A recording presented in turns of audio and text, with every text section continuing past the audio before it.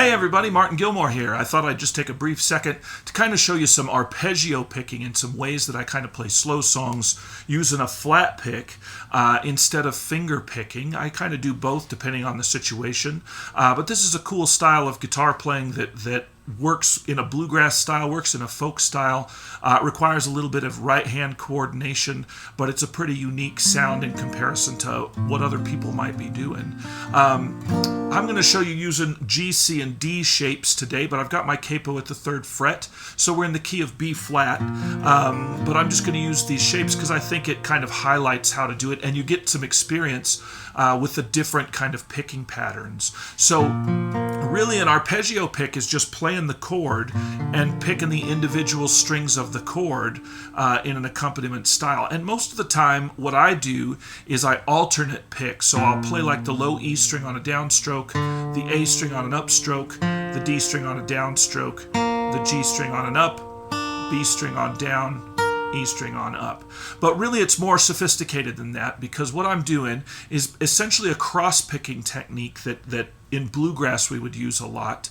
And what that means is on the downbeats of the measure, on 1, 2, 3, and 4, those are all going to be downstrokes. And on the offbeats, the and of 1, the and of 2, the and of 3, the and of 4, those are upstrokes. So if I was doing it, it would be 1 and 2, 1 and 2 and 3 and 4, and if I wanted to go back around the horn, if that makes sense. So 1 and 2 and 3 and 4 and yeah, etc. 1 and 2 and 3 and 4 and 1 and 2 and 3 and that doesn't really make sense in this context because there's 6 strings. But what we could do is we could abbreviate it, right? So we could take those 6 strings and divide it instead into choosing just 4 strings. So like I might play like the low E string on a G chord. This is my G shape for now.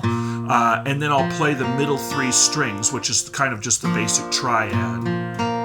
So 1 and 2 and 3 and 4 and. So I'm leapfrogging that A string.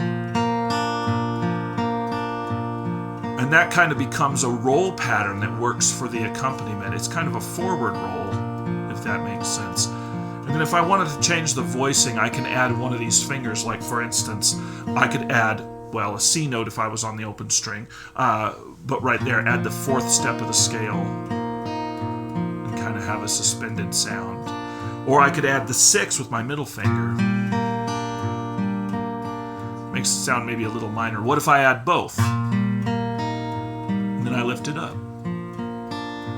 So 1 measure.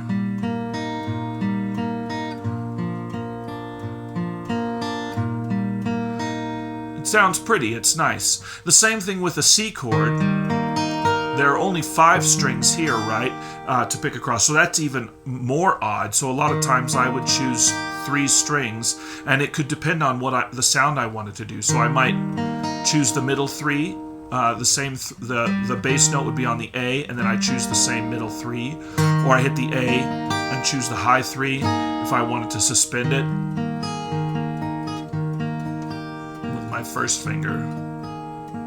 Sometimes I skip the bass note and just pick the strings to kind of give it a syncopated sound, and then same thing with the D string. So I might pick across it. And you know what? This G, if I put these 2 fingers down, that works as the C chord as well. And sometimes when I play a D chord, I'll wrap my thumb over the top and get the 3rd down here.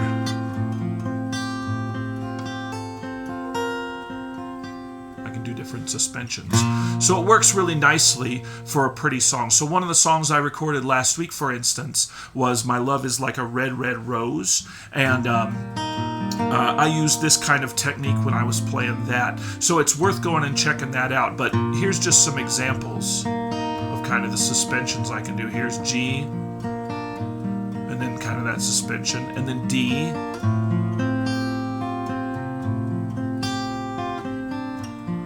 G, C. If I wanted a more solid C, hit the root note. I've got my middle finger up, so that's got that G note added, the 4 is added there.